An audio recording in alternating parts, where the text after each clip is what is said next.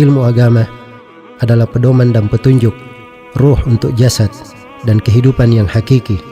Ilmu adalah kawan saat sendiri, penghibur di kala sedih, pelipur duka dan lara, dan penyirna gundah gulana.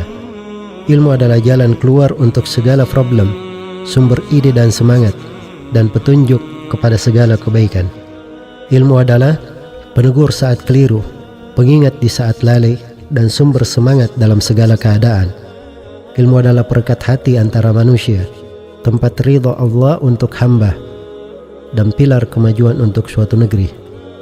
Ilmu adalah surga dunia dan jalan yang akan mengantar kepada surga akhirat.